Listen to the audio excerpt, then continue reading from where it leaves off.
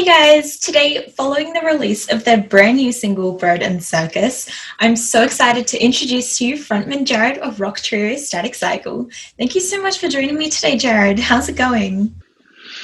Thank you. It's great. I got to take a break from playing some music and talk to you. That's basically been my day. Yeah, I can imagine you must be busy. Hopefully, it's an enjoyable break at least. So, Static Cycle's latest track, Bread and Circus, just dropped last week on October 1st, and Yeah, I absolutely love it. thank you. Yeah, no worries. I know you previously touched on it during your recent Facebook Live, but for anyone who hasn't seen it, can you tell us about the inspiration behind the track and the meaning behind the phrase bread and circus? Yeah, so bread and circus, it was a Roman political term. Basically, it represented leadership at the time would do their best to keep their peasants, as I call them, um, fat and happy. And so bread and circus is to represent that.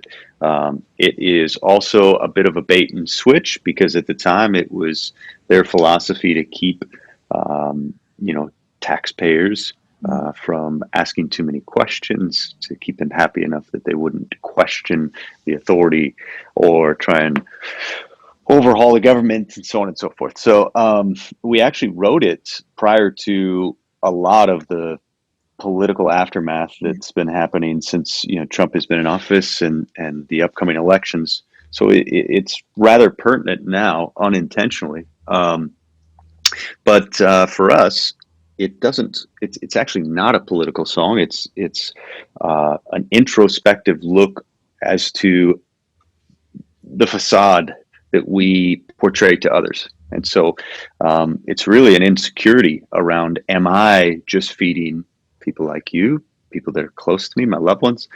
Um, am I just feeding them bread and circus, or do they know the real me? Hmm. Yeah, it's definitely an interesting approach, especially compared to its original political meaning. But again, I Yeah. absolutely love the song, so you've done a great job with that. Thanks. It's still early days, but compared to your previous releases, what has the response been like to this single so far then? I didn't expect people to appreciate this one lyrically as much as they have, and I think people were also really, really encouraging. Um, just love the song overall, and for us, this is our first full departure from a hard rock song. Our other stuff is pretty heavy, so we have a very eclectic record coming up. So I was really encouraged, actually, that people are going to be able to, all our rock fans are going to be able to palate the rest of the record. And of the few songs that you've put out in the last 2 years, where would you place this one in terms of your favorites then, because it is a bit of a different style and approach? That's a good question. We worked on this one with John Fields, and John Fields has done a bunch of different artists. Even I think he did the very first Jonas Brothers record, and then he's done some really cool rock stuff as well. And we went to him to basically shake things up on the production side, and he's a really, really spectacular musician himself. So we had a lot of fun working with him. But I would say this one has a special place in my heart because Andy and I wrote this one together. A lot of them I write entirely myself, especially on the lyric side. But Andy and I wrote this together, and it came out really, really fast. It's probably the fastest song on this record. We wrote it in like 2 hours. Oh, We were both just in a headspace that um, yeah, some songs take weeks, months, years. Some come quick. So I love it. It's not my favorite on the record, but I do love it. okay. So Bread and Circus was also accompanied by a mesmerizing lyric video, very theatrical and fitting with this new era of Static Cycle. Can fans also expect a fifth episode of your animated series to accompany the track, or is that something we'll have to wait a little bit longer for with a later release? They are going to have to wait a little bit longer. So we have two heavier singles that will be the fifth and sixth episodes for those. And we don't know when yet because we're stuck kind of like a few other bands. We were going to release our whole record this fall, Mhm. And we're trying to delay it a little bit so we can possibly do some touring and stuff around it. We're just not sure how that's all going to shake out yet. Yeah, everything's quite uncertain at the current time, but Yeah, it'll it really go is. back to normal soon enough. Yeah. But diving into these animated clips a bit more, though, I know you've been working with an Italian artist named Stefano to bring this vision to life. But what was the Yeah. initial inspiration behind these paper characters? How did that all come to be? Yeah. So this record, musically, I would say it's about half a concept album. So the show, um, we're doing our live show. You've probably heard me talk about it. It's a little bit between Cirque du Soleil and a Broadway show. It's really immersive. It's unlike anything in music. We're dropping snow on people's heads. We're pumping scent into the venues. It's going to be an incredible experience. Mhm. So the record was kind of written hand in hand with this vision for the show. And so when we went to figure out what we were going to how we were going to build these music videos, we wanted to incorporate some of the characters from the show, and we also wanted to incorporate the artistic style of the stage and set that we are building for the live show. And Mhm. so the videos are all made by hand, and you get to know there's a little bit of character development that happens there. All the characters that are in those videos are in the actual live show, and the set itself, pieces of the set are built entirely by paper. So that's like a brief little introduction into the world that people are going to see once they go to the live show. It's going to be amazing. Yeah. Mhm. And as for the actual creation of these characters, was that something you had in mind and then sought out, or is that something that sort of came about naturally after getting in contact with Stefano? It was a little bit of both. Stefano is an artist himself. So I have been working on this vision for 5 years, and I have all of these characters in my head. We have them scripted into the show.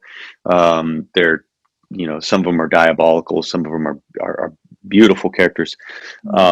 So I brought them to Stefano, and that Stefano actually created a few other characters that we may or may not parlay into the show. We probably will. So it was a little interactive between us to make those decisions. Okay. Well, it honestly sounds incredible, so I'd love to have the chance to see it for myself Thanks. someday. Is there any part in particular you're most excited to share with your fans or see come to life on stage? So the wolf character, which where is the wolf head? It's not in here. I usually have the costumes in here, but we went and did a show a little bit ago. Um, so the wolf's character represents necessary evil. A lot of people are going to interpret him as the bad guy throughout, but he's not quite. But there are moments in the show that are so suspenseful and gripping, where this wolf character is taking over the stage, and you're not sure whether or if he does take people's lives, and so it's an edgy show. I would say some of those key moments, without giving them away, and because there's a few twists and turns in Mm-hmm. the plot throughout. Those are the most fun, and I'm excited for people to really see how immersive it is. I think, there's a part towards the end, like I was talking about, when snow is dropped on people's heads. For them to experience that, hopefully they won't know, even though I'm talking about it now before the show. But it's a spectacular moment where there's an intimate scene happening on stage, and all the lights go off and then comes back on, and you see and are feeling snowdrop. It's going to be magical. Yeah, well, it does sound incredible. So you also mentioned, well, yeah, earlier this year you'd finished your upcoming album and we could expect it in October. I know you Yeah. said it's been delayed, but do you know when abouts fans can actually expect that released? We don't know yet because we if it's looking like we might be able to tour Mm-hmm. very soon, maybe even in November. And if that happens, we want to release the record very soon because we've played one show, right. 2 weeks ago we played our first show, and 10 of the songs we played on stage were all brand new songs, and the fans need to be able to connect with the music. So the goal is, as soon as we've got a tour on books, we'll release the album. Okay. That's the hope. And do you have any idea when the tour will be with all these characters coming to life and when all that's sort of meant to I, get started? I think that, so that was supposed to be in April of this year. I think that's probably going to happen. The first show maybe towards the end of this year, but I think more likely than not, it's going to be February or March of next year. That's my guess, when the first live, full immersive show hit. Okay. And do you know whereabouts that show will be? So where you guys are planning on playing, any specific cities or states or anything? I think it's all going to be U.S. first, just because international travel makes it even trickier with, what's going on in the world. We'll hopefully try and play Alaska, which is, where I'm from and home state. We'll probably play a couple of the other major cities, maybe Chicago, and then probably Nashville, where I'm located now, maybe Atlanta. Those are where we talked about doing the big show.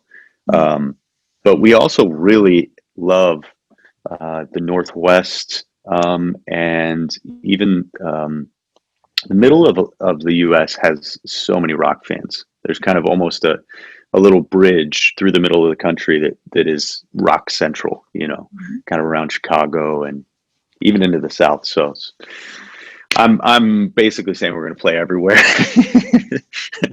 That's the gist. Yeah, hopefully you Yeah. can eventually bring that internationally. And again, love to see you guys come down to Australia at some point. Yeah, we love to. Hopefully we will. Yeah. Lastly, was there anything you wanted to share with your fans or just talk about while you're here? Yeah, the show, I would say people right now, if they just look at social media and listen to our music, they go, okay, great, this is a good rock band. But I think it's important for people to know that the reason it took 5 years to build this record and this experience, and even our brand and costumes and all that stuff, it took so much work, is because my passion is to push hard rock specifically back into relevance and for it to evolve. And I think it's going to evolve through the live experience, because no one is doing anything like this. Most of the hard rock bands that I know and love and are in our genre, they get on stage and, they play their guitars, their instruments, and that's that. And I think there's an opportunity right now to really, really bring rock back and bring the experience of rock back. Some of the old school bands like Motley Crue and Kiss had incredible shows. We think we're taking it even to the next level by having it be, it's a really gripping and beautiful story that's told throughout the live show. So it really is like you're watching a Vegas show. Mm-hmm. Yeah, well, I have heard of a number of other bands who are really trying to bring that authentic rock element back, which seems to have been lost over time as everything sort of moved a bit more mainstream. Everything's very identical in that sense. So it's great to hear what you guys are doing and how you're trying to approach this in such a creative way. Thanks. We're excited for it. Yeah, I can't wait as well. That does unfortunately bring us to the end of the interview today. But again, thank you so much for your time today, Jared. It's been an absolute pleasure. Thank you. Yeah, no worries. You're welcome back anytime. And to everyone watching, be sure to check out Bird and Circus via the link below, and I promise you will not be disappointed. Read the full article on Static Cycle on listenliveblog.com and like and subscribe to the channel to be kept up to date with the latest. I'll see you next week. Bye.